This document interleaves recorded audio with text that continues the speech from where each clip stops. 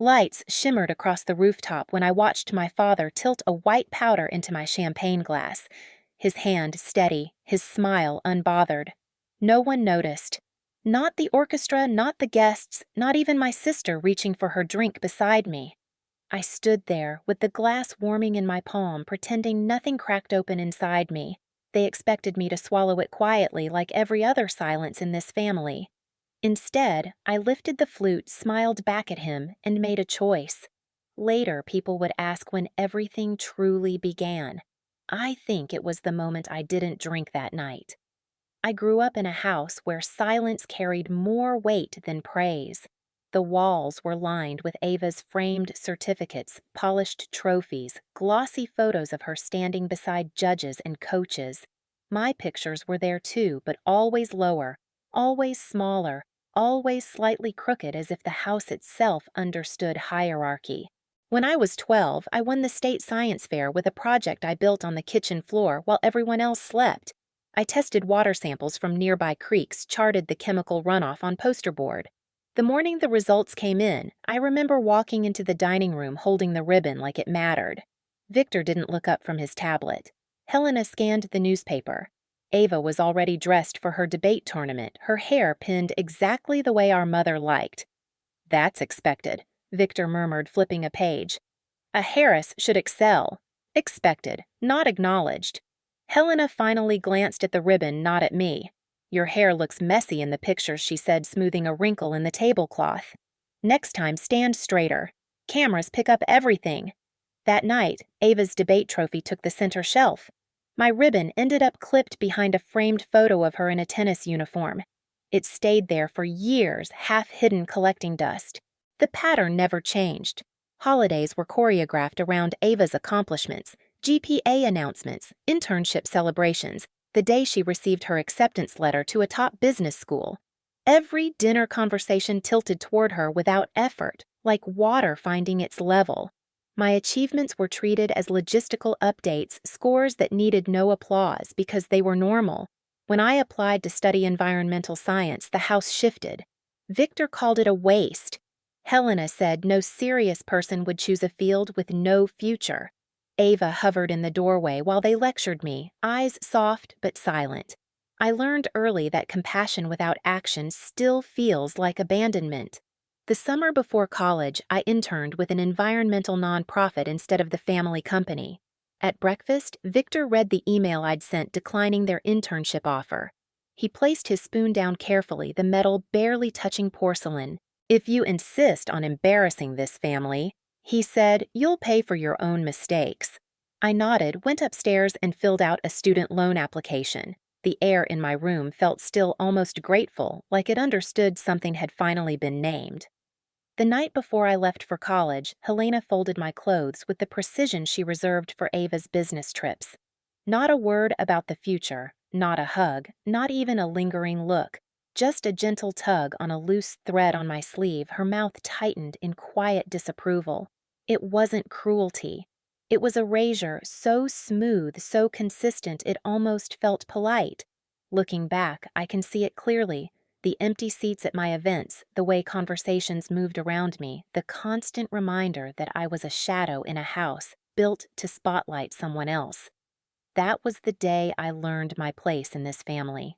The hallway behind the rooftop kitchen was narrow, lit by a single flickering bulb. I only went there because the main restroom had a line stretching past the bar. The air smelled of citrus cleaner and overheated metal. I was halfway to the service door when I heard my parents' voices, low-clipped, urgent. "She can't have access to that trust," Helena whispered. "Not when everything is already unstable." "It activates next week," Victor replied.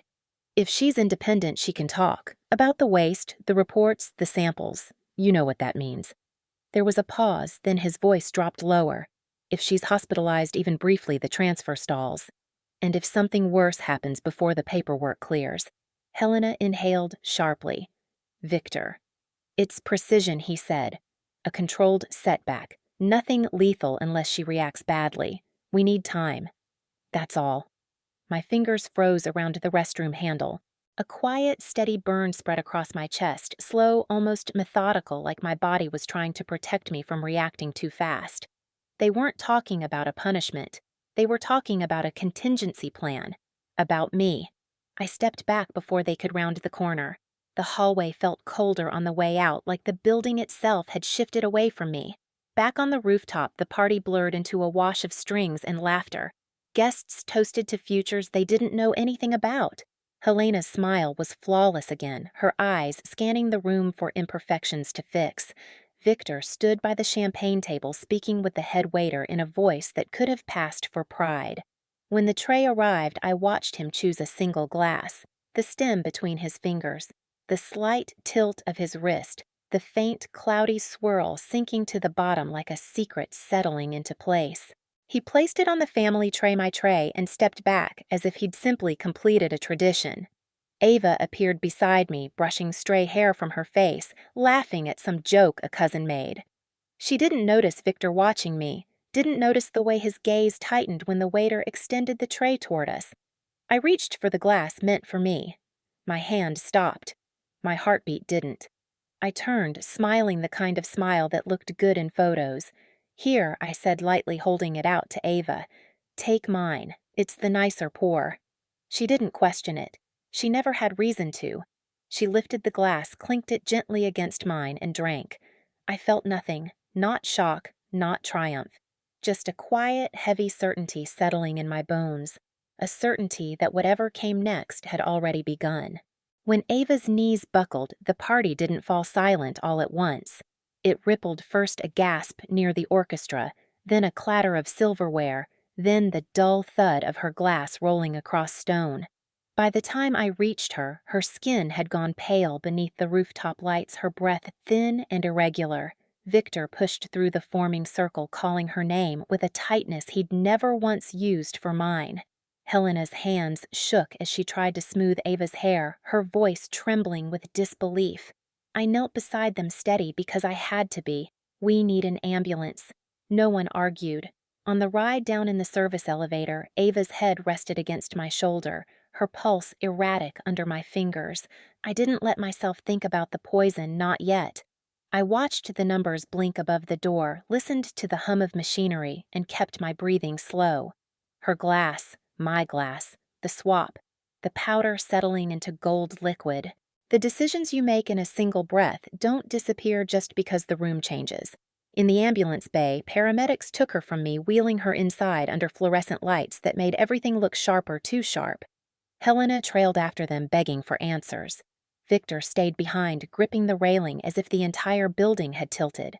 "You switched the glasses," he said without looking at me. I didn't answer. Silence was safer. Inside the emergency room, monitors beeped in uneven rhythm. Nurses moved with brisk efficiency. Dr. Shaw, calm but alert, examined Ava with a focus that left no room for panic. She collapsed. Suddenly, he asked, "Yes. Any prior medical conditions?" Symptoms escalated quickly. Confusion, tremors, and elevated heart rate that wouldn't stabilize. Dr. Shaw's eyes narrowed slightly, his professional instincts catching something beneath the surface. "This looks like exposure to an anticholinergic compound," he murmured half to himself. My throat tightened. "Check for modified derivatives," I said quietly. "Not commercial ones. Research grade." Dr. Shaw paused. "Why?" "Because the man standing a few feet away, fists clenched, had access to compounds no one outside the family labs should ever handle. Because I watched him tip a white powder into a glass with the ease of someone who had rehearsed it. But I didn't say that aloud. Just, check, I said instead. He nodded, already issuing orders. Detective Hall arrived 20 minutes later, notebook in hand. His questions were gentle, at first routine procedural, but when he asked what led to Ava's symptoms, I motioned for Nina and Jenna, both still pale from what they witnessed. Nina handed him her phone. The video played silently, Victor selecting the glass, placing it near the edge of the tray, the subtle drift of powder. Then, me smiling, switching the glasses, lifting a safer flute to my lips while Ava drank. Detective Hall rewound the clip, watched it twice more. Expression tightening. "I'll need copies of all recordings," he said. "They're already in your inbox," Jenna replied. I hadn't asked them to do that, they just knew. As they stepped away with the detective, I sank into one of the waiting room chairs. The vinyl was cold against my palms. The air smelled like sanitizer and recycled air. A vending machine hummed softly near the wall. These small sounds grounded me more than anything else could. They were neutral, predictable, safe. Victor and Helena sat across from me. He kept his eyes on the floor. She kept hers on the entrance to Ava's room. "You've misunderstood something," Helena whispered eventually, voice thin. I didn't respond. "We would never harm our own family." She added louder this time, as if volume made it true. Still, I stayed silent. It was Dr. Carter who approached next, his face drawn with concern.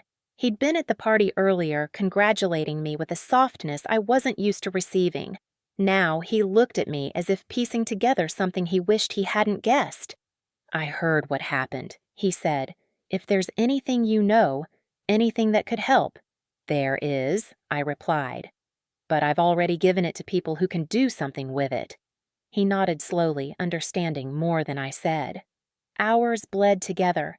Tests were run. Samples processed. More detectives came. Agent Brooks from the Federal Environmental Division arrived with a quiet gravity that shifted the air around him. He reviewed the video. He asked about internal documents' access history. I answered what I could without embellishment, without emotion. Facts were enough. By the time dawn crept through the far windows, Ava was stabilized, groggy, confused, alive. I stood by her bedside, watching her eyelids flutter open. "It wasn't supposed to be you," I said softly. Her brows knit weakly. What I didn't explain. She was still fighting the last effects of the compound. Truth could wait for clarity. Back in the waiting room, the city was beginning to stir, traffic humming somewhere far below, morning shifts clocking in. I pulled my bag into my lap and began the work I'd been putting off for years. I opened my laptop, typed a list of dates, cross-referenced every strange shipment, every withheld update, every internal memo Margaret had warned me about in her journal, scanned the photocopies of water tests she'd kept at the lake house, filed the photos I had taken of the West facility's drainage site, collected screenshots of emails, threats masked as guidance offers disguised as commands, organized everything into labeled folders: research environment, trust, corporate missteps, family directives. Nothing dramatic, just truth waiting in neat stacks. I drafted a message to Claire, the attorney I'd quietly contacted weeks earlier when the house had grown too quiet before graduation. "We need to move forward now." I sent it without hesitation. One by one, I closed the tabs tied to my family name, opened new ones tied to my future, scheduled a meeting with the federal investigators, downloaded copies of everything to an encrypted drive, deleted old access links to the family servers. I worked through the sunrise, the waiting room empty except for a cleaning crew pushing carts down the hallway. When I finally stood stretching my stiff shoulders, the weight I'd carried for years felt lighter, not gone, just no longer strapped to me by force. I looked once toward the corridor where my parents sat speaking in hushed voices to their lawyer. Their silhouettes were small from this distance, contained, manageable. For the first time, they weren't the center of the frame. I stepped outside the early morning air, cool on my face, and whispered into the quiet, "This time I won't fix what they've broken." By midday, the hospital had shifted from quiet urgency to controlled investigation. Uniformed officers guarded the hallway outside Ava's room. A pair of detectives spoke in low tones near the nurse's station, and beside them, Agent Brooks reviewed the printed toxicology results with a focus sharp enough to cut through steel. Dr. Shaw approached me first. His expression was steady, but I could see the tension in the way he held the chart thumb pressed against the corner. "The results are back," he said. "Your sister was exposed to a modified anticholinergic compound, research grade, not available commercially." The room didn't spin. It didn't even tilt.